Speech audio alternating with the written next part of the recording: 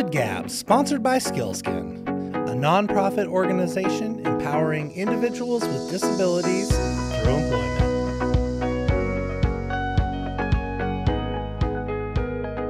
Today is a great day. Good afternoon, everybody. Today we have Pia Hallenberg. She is a content writer in the cybersecurity space. Get ready, because today's going to be a big one. Be ready to understand this world a little bit better. Pia, thank you for joining us. I'm happy to be here. It's always lovely to talk about this thing that I write about. Well, I'm super excited to have you this morning. I know our listeners, we've been waiting. You were a part of one of the first podcasts. You were just sitting to our left. I was. It was very cool. Yep. Dana was like, come on. Yeah. Today is the day. Today's the day. So, yeah, we're so excited. I love talking about what I do. And you just got back from traveling, right? I did. I just came back from Denmark. Was that home? That's home. I grew up there. So I was 25 when I left Denmark. And today I'm older than 25. You can't tell. It's 30 years ago. A little more than 30 years ago. So how long has Spokane been home? Let's see. I moved to Washington, D.C. in 91 and spent a couple of years there. That's where my son is born. And then I moved to Spokane in January of 95. Oh, you've been here for a while. So I've been here for like 30 years, basically. More or less. And Spokane looked a lot different back then, let me tell you. Yeah, you've seen the big change. It was like, if you can imagine coming from Europe to Washington, D.C., and then, a couple of years later to Spokane. And I came here because my ex-husband he's a professor at Eastern. Okay. And so that's how that happened. I would have preferred to stay on the East Coast at the time, especially because I was home alone with a toddler, and I just sort of found my feet in a new country. And then it was like, oh, honey, let's move across the country. To a new country. To a place that I had never heard of and couldn't even find on a map, right? And I was like, are you kidding me? He was not kidding. And so that's how I ended up here. And it was a big change. The good thing that came out of that was, maybe we got here in 93, now that I think about it. I think we did, because I started school at Eastern in 95. Okay. Because I was like, I have to do something. I can't be home with a toddler, and I love all the parents who are staying home with their children. I think it's a wonderful thing. For me, it was never part of the plan. So it was, those were some difficult years. So you were at the Cheney campus then, because they weren't in Spokane yet in 95? They had just starting? It was a big commotion because they owned a building downtown that some president of the college had bought or whatever. I remember. And they were trying to get out of that, and they couldn't sell it, and blah, blah. It was very confusing. So I took some classes downtown, actually, magazine writing classes and things like that. But mostly I was in Cheney. And I like to say that it was before they paved campus. I mean, it looked different, man. It looked different. It was also at a time where I walked into the registrar's office and I said, hello, I would like to sign up for college. And they said, okay. And they said, what would you like to take? Which classes would you like to take? And I said, let's open up the book. How about some English classes? And she was like, okay. And I'm like, do I need to take a test or something? She's like, oh, no, hon, you'll be fine. And I was like, okay. And then you paid, $200 or something. It was very different. But I had the best time at Eastern. I really did. I got a double degree in sociology and journalism in like 3 years or something. Because so you're loving it. Like, here we go. I'm like an overachiever, but I had the best experience. And I think that I always, if I make a little bit of fun of Eastern, just a tiny little bit, I always remember to say that, because it really was the foundation for everything I've done. When I graduated in 98, my first job was at the Inlander, and I was at the Inlander for 6 years. I was hired as a writer. In 98, so that's when the publication was really starting to get built up. Brand new newspaper. Yeah. It was like... It was exciting times. It was like a year old, I think, and it was... Oh my gosh, we worked our tails off. But it was also a time when the paper really grew, which was wonderful to be part of, and also it's a little, growth is like sometimes difficult. Painful. Painful. You have to figure out what you're going to do. I mean, they sold so much advertising that the page count grew from 20 to 40 to 60 to 80 in like 2 years. And so what do? Right? You have to fill those pages. Absolutely. Well, that was a watershed moment for our community from my was. perspective, because as you were graduating Eastern, you passed the baton to me, because that's when I went out there. Okay. And also a foundational area. And I wouldn't be who I am without Eastern. No, I'm the same. It's the same thing. I mean, I will always be grateful. And and people are like, oh, well, Eastern, blah, blah, blah. And I'm like, yeah, but you can make a lot out of those opportunities. I mean, I couldn't go to Columbia or whatever. It wasn't possible. I couldn't get the spokesman to hire me when I graduated, because they only hired from like the fancy colleges. Right. But Inlander, and I remember Rosars, because that was my grocery store at the time. And I saw that first, the paper. first rack, yeah. It was just so, I was like, what is this? And I'm like, okay, changes afoot. Yeah. Spokane is doing something. Yeah. I love that you were part of that moment. Yeah, it was the paper was like a year old or maybe 2 years old when I started there. It was very cool. And man, we worked. Let me tell you, there wasn't a lot of people. And so I was there, I was a reporter, but then I fairly quickly became the associate editor. And so I managed all the news writers and all the content. And I also kind of straddled there's like a firewall between advertising and editorial. They don't talk to each other. Ideally, it's changed, but ideally they don't talk to each other. To not influence the news. Okay, and so, that makes sense. And so I kind of straddled that a little bit when we had to, and it was very cool. It was very cool.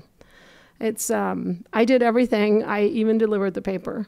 Not on a regular basis, but when you needed to, you stepped in. When I had to, when the drivers called and said, "Oh, my truck broke down." I mean, we did everything. So it was very cool. I know. So you've been part of kind of the media landscape for quite some time. Because I went from the Inlander then to the spokesman. So when I'd been there for 6 years, the spokesman actually came to me and said, "Have you ever thought of working somewhere else?" And I was like, I don't know. And so I think it was in 2004, I became the features editor at the Spokesman. And so that was another big transition because I had no daily newspaper experience. That's a different animal. It's a different animal. And suddenly I had wire access and like photographers and, things what like that. What is this? I was like, resources. What is this paradise that I walked into? And I had a fantastic staff, amazing writers. I mean, some of the most incredible writers like Jim Kirshner and Paul Turner. There was just the people come to mind. And it was really... Doug Clark part of that group back then? Not really. Okay. Doug was always under the newsroom, so not really. I didn't have any influence with him, but... he was a neighbor of my parents. So that's when you... Yeah. No, it was a big change. Also because everybody on my staff was quite a few were senior. Compared to me, I was like a young woman from a weekly newspaper, and it was. Here I am. I'm gonna make it happen. It was an interesting transition. It was an interesting transition, but I don't think I was hated. I prefer to think that I was fairly well liked by my staff. I don't know. Well, I'm sure. I mean, that's when you had some features in there yourself. Yeah, and it was great. You wrote a lot. I know did. that's when I kind of got some awareness, and I saw your name. Your name is unique. Yeah, it's So different. I was like, oh, who's Pia? Yeah, it's different. Yeah. So no, I love newspapers. I will always love newspapers. And I mean, of course, then the question is, why did I leave journalism? Well, I left journalism because it became very personal. And I was never in it for that. I was never, ever, ever in it for that. I was always in it for the story. I had no desire to promote myself. And, seeing my name in print means nothing to me. The story was always what meant something to me. Probably what made you hell of a journalist. Well, but then you got social media, right? And I realized pretty early on that if I didn't participate in social media, I surely would not survive as a journalist. And so without really thinking about it, I became kind of the social media person for the newsroom because there was a lot of reporters at the time who did not want to have anything to do with that. And so I became the one who was like kind of oh, let's get a hold of that lady from the newspaper. That became me. And with that comes a lot of unpleasant interaction. I'll just leave it at that. Yeah, I can only imagine. It was a lot. And I just kind of soured on the whole thing. I was like, it's not worth it. It's not worth it anymore. So how did you get into the space of, cybersecurity? Because it's certainly interesting. It's certainly, extremely important. I've always been a little bit of a nerd. Back in the DOS days, that's an operating system that Microsoft had. Yeah, a long time remember. Ago. It took about 1 million years to boot. Back in the DOS days, I actually sold small computer networks to small businesses back in the old country. And so I've always had that sort of nerdy, I'm the one who becomes the super user in your new computer system really quickly. I don't know why, but it's just how it's always been. It's in your blood. And so I spent some time doing I worked for an animal organization here in Spokane for a couple of years. I did fundraising, which I also liked, but it was just not a good fit for me. And I left not knowing exactly what I was going to do, except some freelance writing. And so I did a lot of writing for basically any local newspaper or any local publication who wanted me. And those checks are small. They are tiny, but I loved every single little check I got from anybody. Absolutely. You have to start somewhere. And then a friend of mine who's been doing this cybersecurity writing for a long time, she got a hold of me and she said, you really should do this. It's super cool. I mean, you can totally do it. And I was like, oh my God. Bunch of engineers, no, I don't know. And she's like, there's this agency, they are looking for writers. Why don't you call them? And I did, and they hired me on the spot. I can see why lay people like myself and other organizations, we need that person who can explain it like we're five. Yeah, because we are five. Yes. And so I think, so that was super intimidating. And when you work remotely, you don't really have, the one thing that's really cool about a newsroom is that you have people around you. And so if you are trying to figure out how to do something, or you're not entirely sure, does this sound right? There's always someone you can talk to. In a good newsroom, there's always someone you can talk to. And so it was really difficult for me to sit at home and start writing about these ransomware attacks and all these abbreviations that I didn't know what was. And I was like, oh my God, what did I get myself into? But it was like learning a new beat. And I find it super interesting, and it's nice to, again, be part of a business that's growing. Well, it certainly is. For all the wrong reasons, perhaps, but it is definitely growing. And so that was my first client, was a software company called Reciprocity. And they do cybersecurity they had customers like Alaska Airlines and things like that. And so it was really interesting. So that's how I got started. Well, it is certainly the issue of today. I know it keeps, our CFO up at night, because just so many things can happen. And it's just, I don't know, it's just never ending. People trying to get into your systems. It's never ending. I'll blow your mind for a second here. So there's a place called the dark web, which is part of the internet. It's legal and it's completely accessible. If you want to go on the dark web, you can, but it's where the people who run the ransomware attacks and steal the passwords, and that's where they sell their stuff. Yeah, you can buy lists of credit cards, right? There is nothing that you can't buy, literally nothing that you can't buy on the dark web. And so the economy on the dark web today is estimated as the third largest economy on the planet, after the United States and China. So you need to, one of the biggest hurdles with cybersecurity is that most people still think that, you're dealing with a 16-year-old who's sitting in his mom's basement drinking a lot of Red Bull and eating pizza, and you're not. You're dealing with a full-fledged company. Eating caviar, because that's a lot of money. Eating caviar, yes. Traveling to, Aruba, the cool places. You're not dealing with some lone There's this myth of the hacker as this like cyber Robin Hood, you know. It's the trope you see on TV, right? Yeah. And the movies. It's Lord. But it's not true. Just poke my eyes out. I mean, it is not true. There's so much money in this fraud that some of the biggest, especially ransomware, some of the biggest ransomware companies, they will sell you a ransomware package. Okay, hang on here. Let's say you leave your wonderful employer, but you're really mad because there was like that one person and something happened.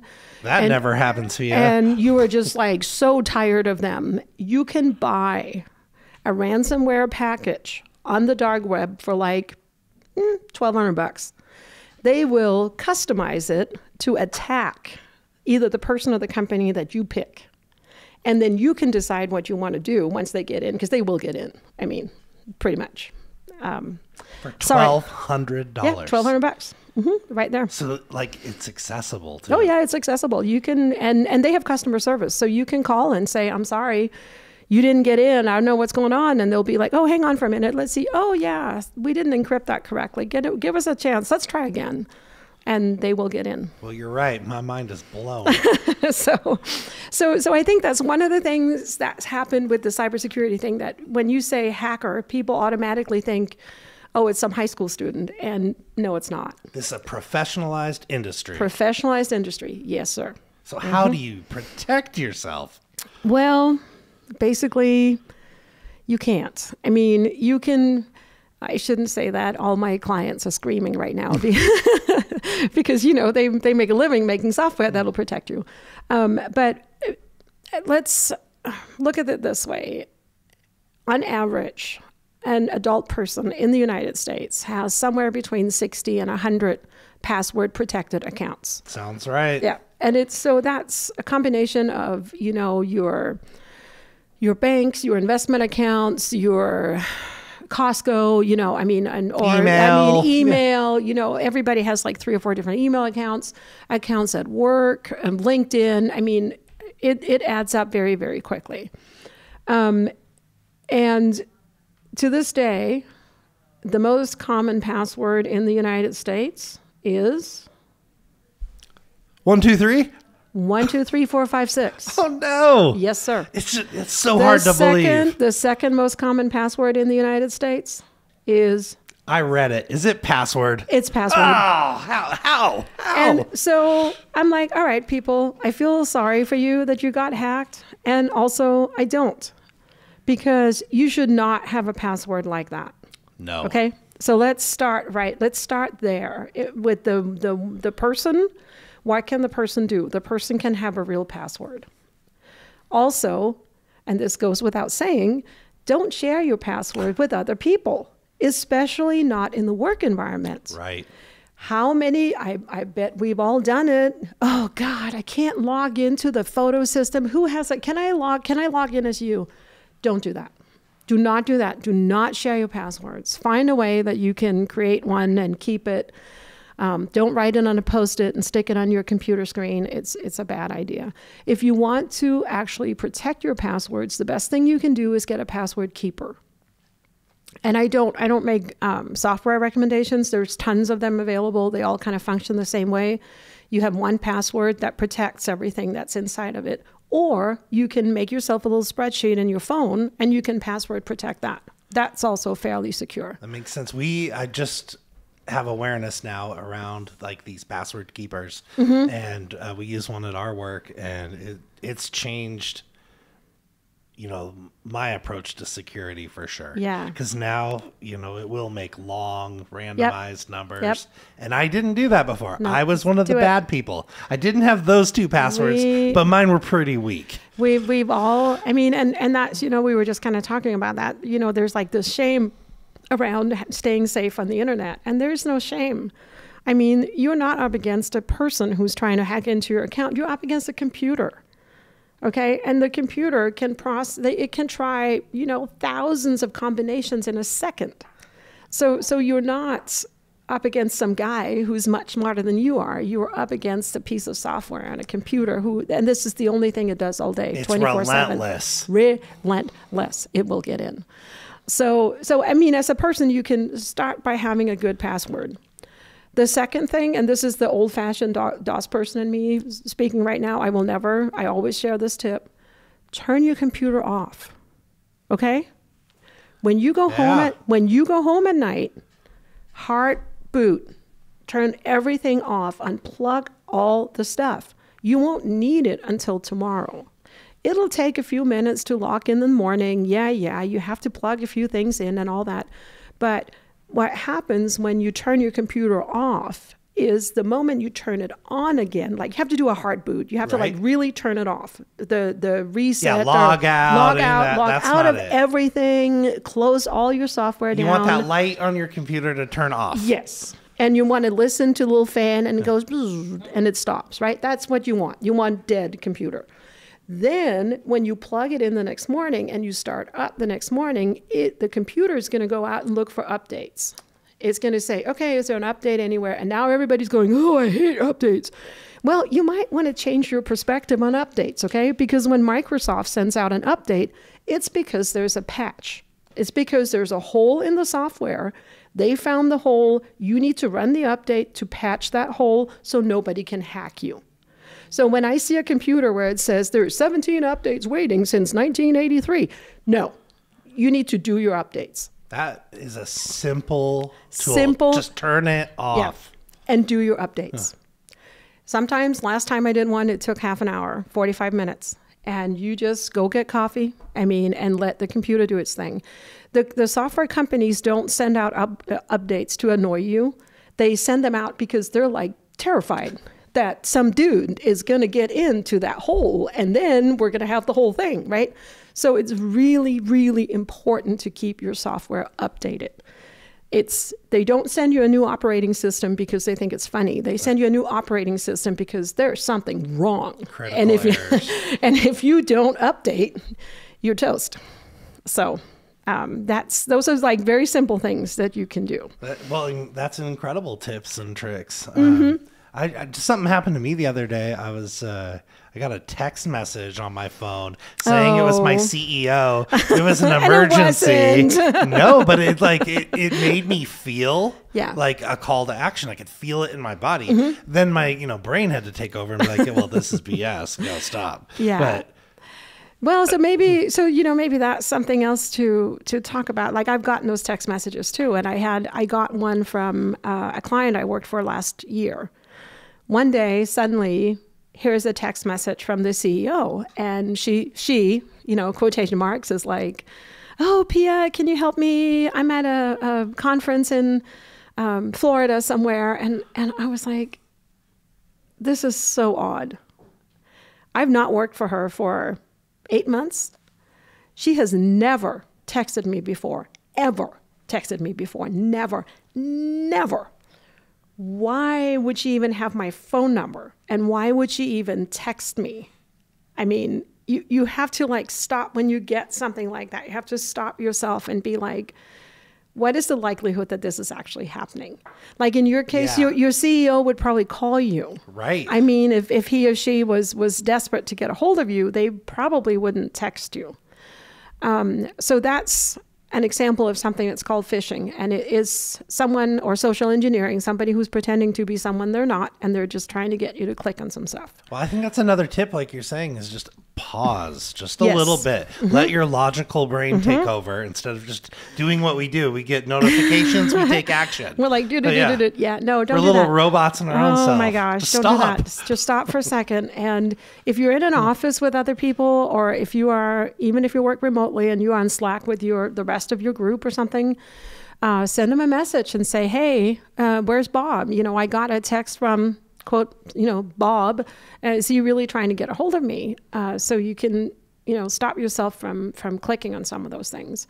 It's a very, very common tactic. And I think if you are not as sophisticated, maybe if you're not in a work environment, the next time you go and see your bank or drop some deposit off of your bank or whatever, talk to them and say, so in case something happens to my account, how are you going to get a hold of me? Great question. Yes.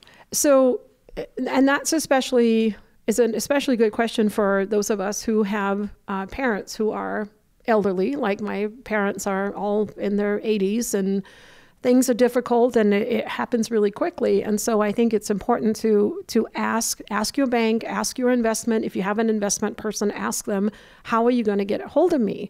Because then when you get that weird email, you know it's not real. Yep.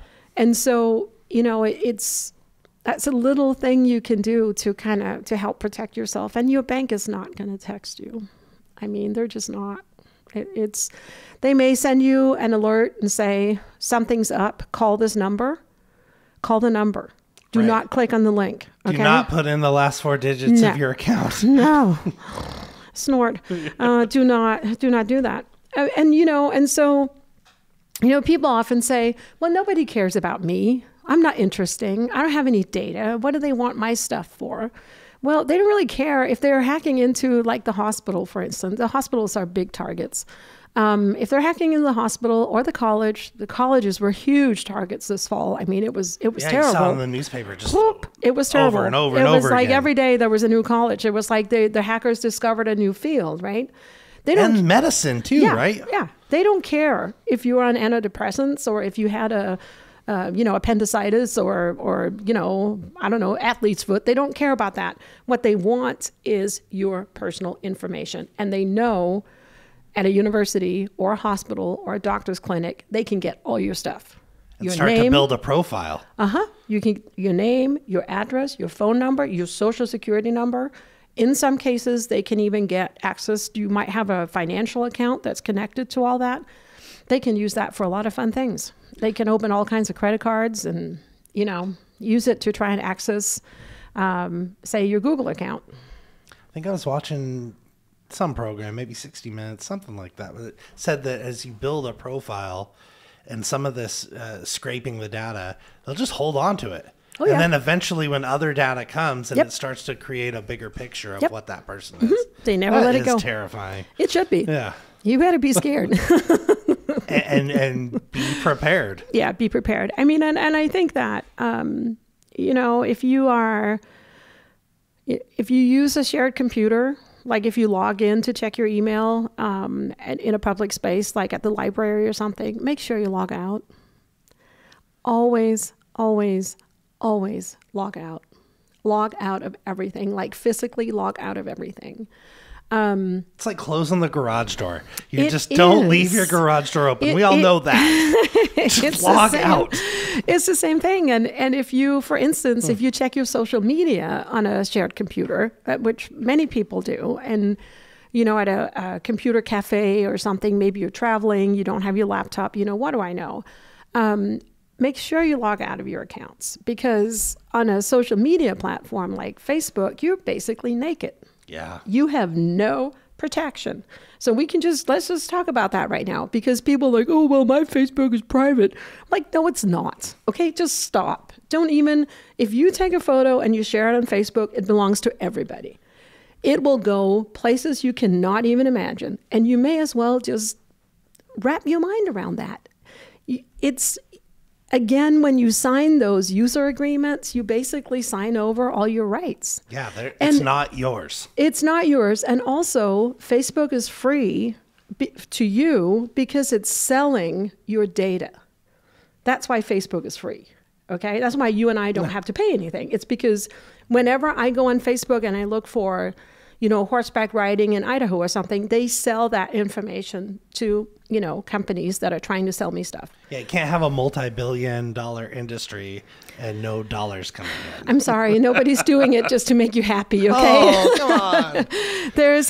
And that's also why, if you're on your computer and you're looking for ski poles and then all of a sudden you get all the ski pole ads on Facebook, it's not magic.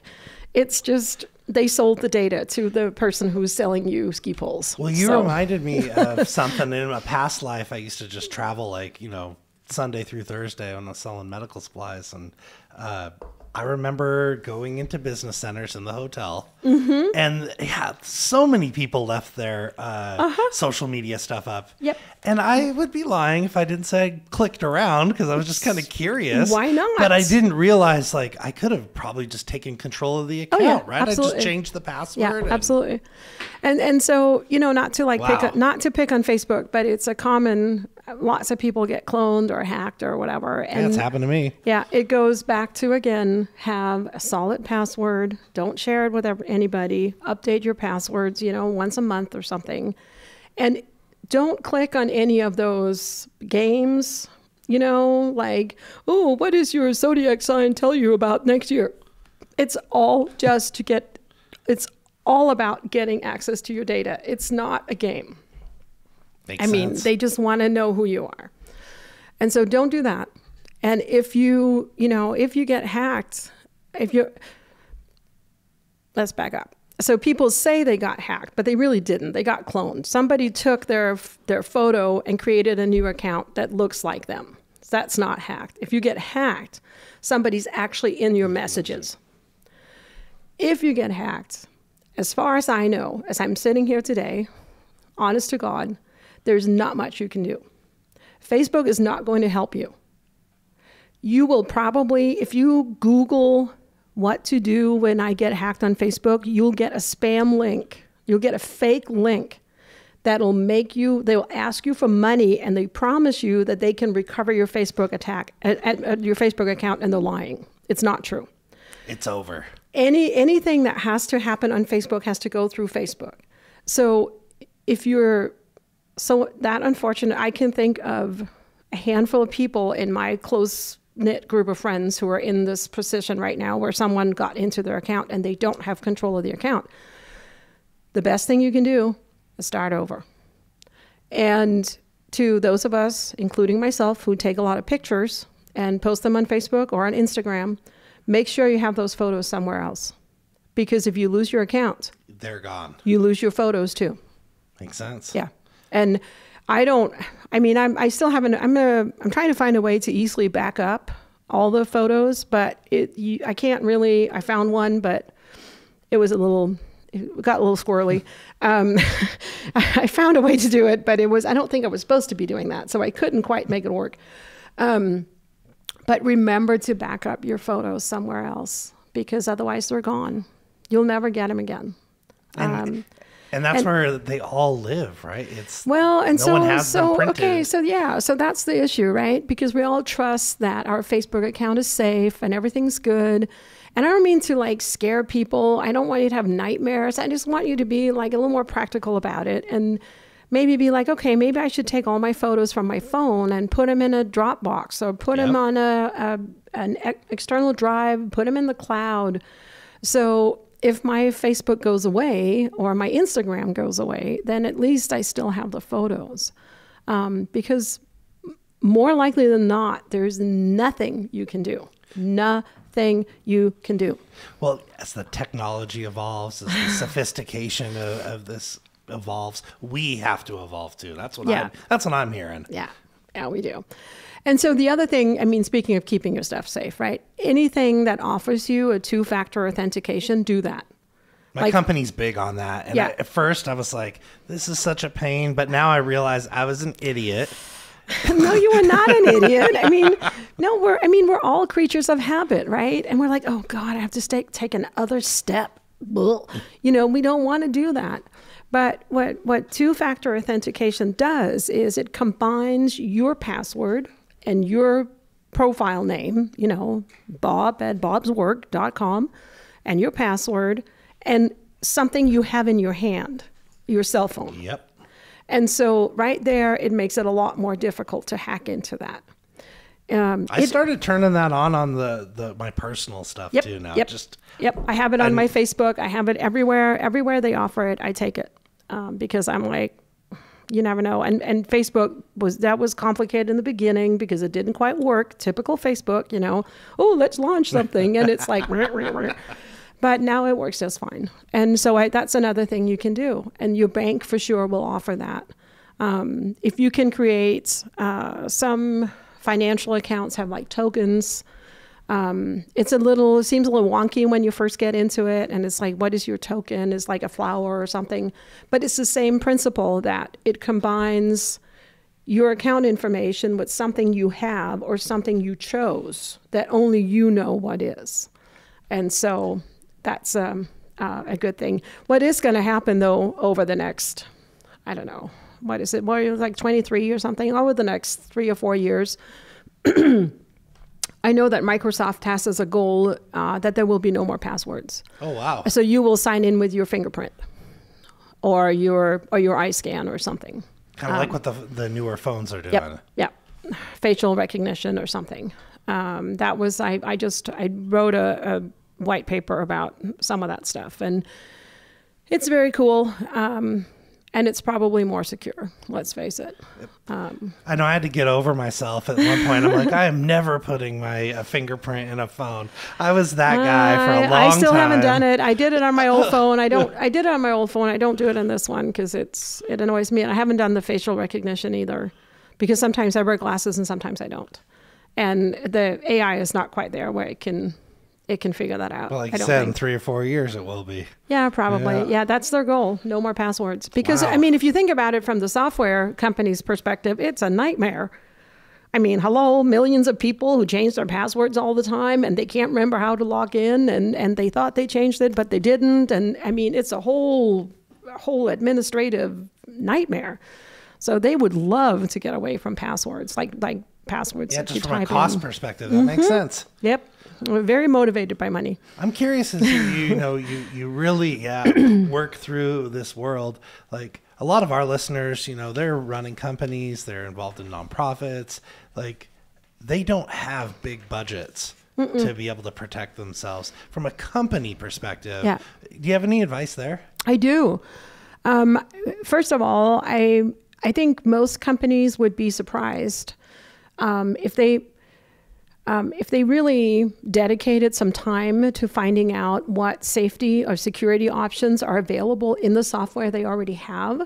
I think many companies would be surprised, because the software providers, whatever specialized software you use, the software provider is interested in keeping you as a client. Makes So sense. they're interested in keeping you safe. What happens is, if you buy a specialized software, let's say like a CAD program, for instance, people are so focused on getting it installed, let's get it up and running, we can't wait, time is money, da-da-da-da, and then you just kind of go that way. But many of the software programs you have already have safety features that are built in that you're just not using. So if I was a small business owner and I was concerned about that, I would start by getting a hold of the software companies and going, we're really concerned about our computer safety.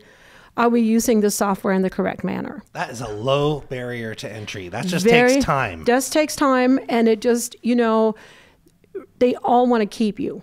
They all want to keep you happy. And they may say, well, you can use this password, this restriction over here or whatever. There are different, I'm not going to get super technical, but there are different ways in which you can set up your network. So if you get hacked in one area, the hackers can't get into the next area. Okay. And some of that stuff is just built into these big programs. I mean, customer service programs or sales programs. I mean, they have some of these features. They may not be activated. And that's awesome. Yeah. You can get the partitioning and things of that nature for little to no cost. Yep. So that's why I would start. I would say, hello, I'm using your customer service software. I mean, what the hell? And can you help me set it up in a more safe manner? So that's the first thing I would do. And then I would do some serious training. The most common scam, there's two ways that hackers get into your system, and they're so pedestrian that it's not even funny. One way is by getting access to accounts that have not been closed. Oh. So when Lydia leaves, you need to shut down her profile on your network, okay? Right away. Like as soon as she gets up and says, this was lovely, you better go in and shut that thing down. And it's not about cleaning it up once a year. No. Yeah. Oh my gosh, I just got a hot flash. No, as soon as a person leaves, and some people hesitate to do that because it seems vindictive or it seems like we don't like them. You have to get your emotional convolutions out of this. Don't go. No, it is for your own safety.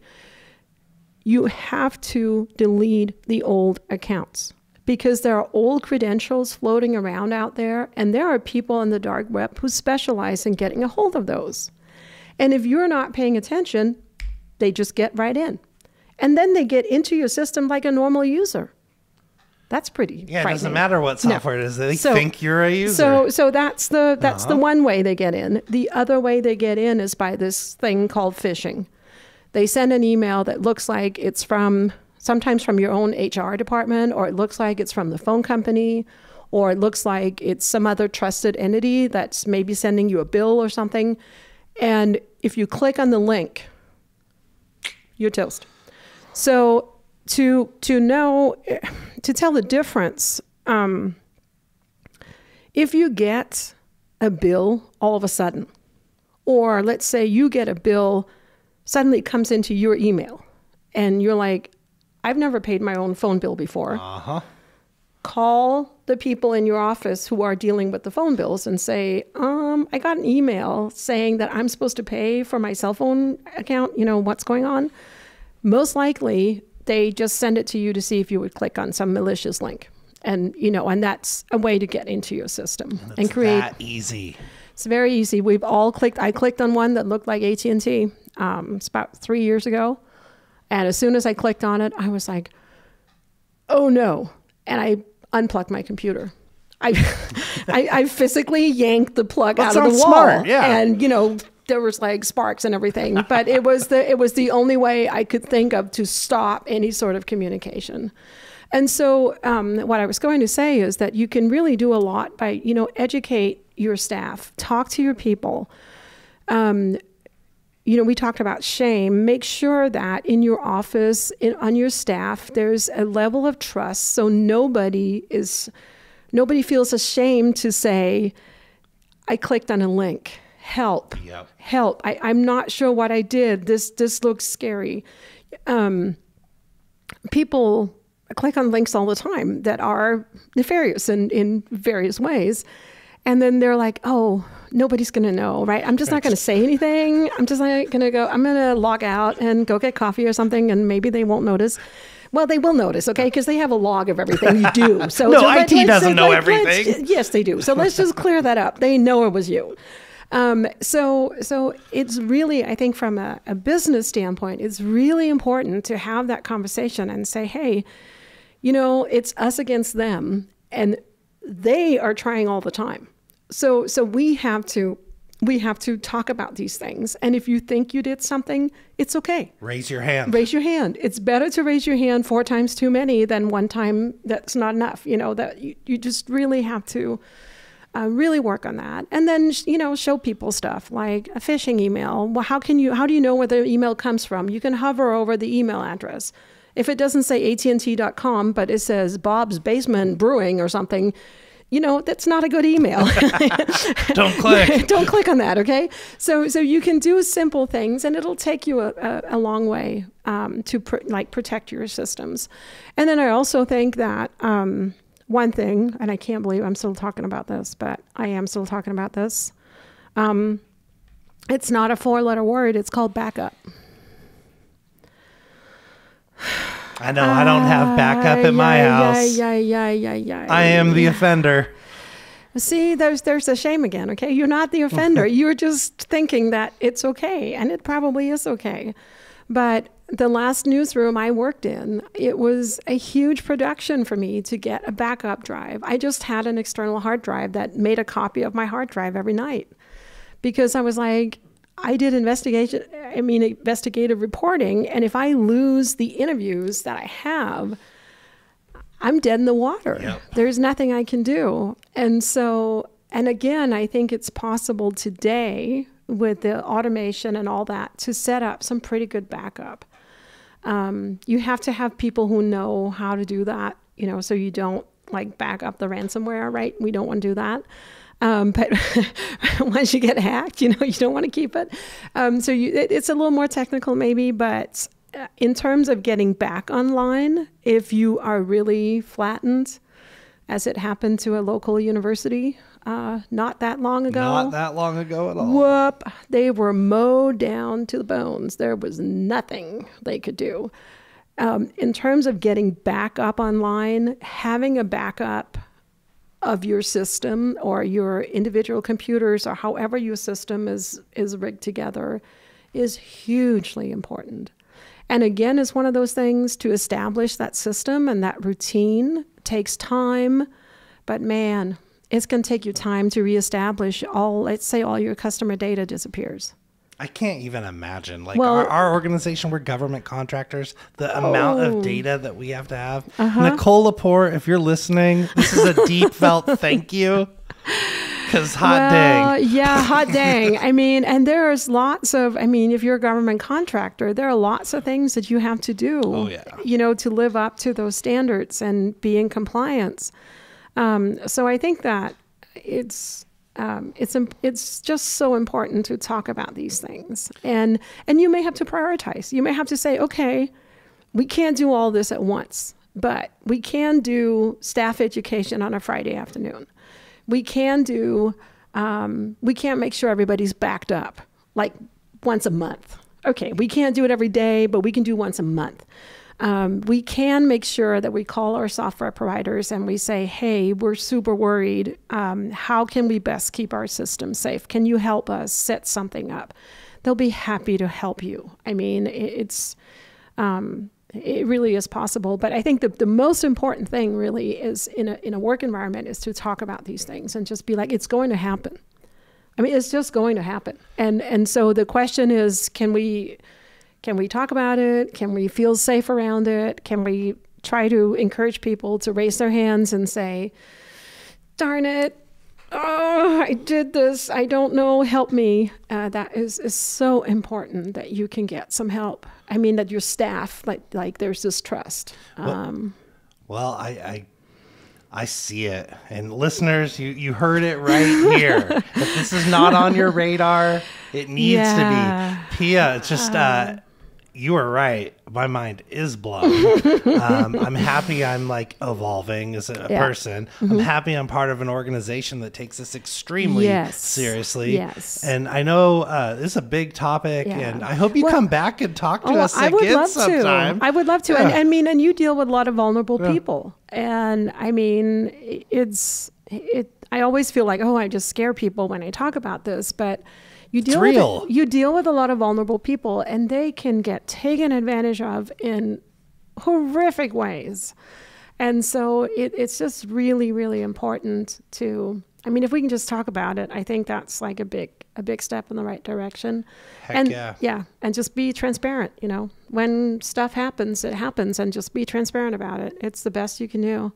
And just remember, you're not up against some guy in a basement. You're up against a professional run organization that may or may not be based in Russia, but that's what you're up against. You're not fighting a teenager with a big laptop. It's big business. Third in the world, I heard. Yep. Pia, thank you so much for spending time with us. We You're appreciate welcome. You, and we can't wait to learn more.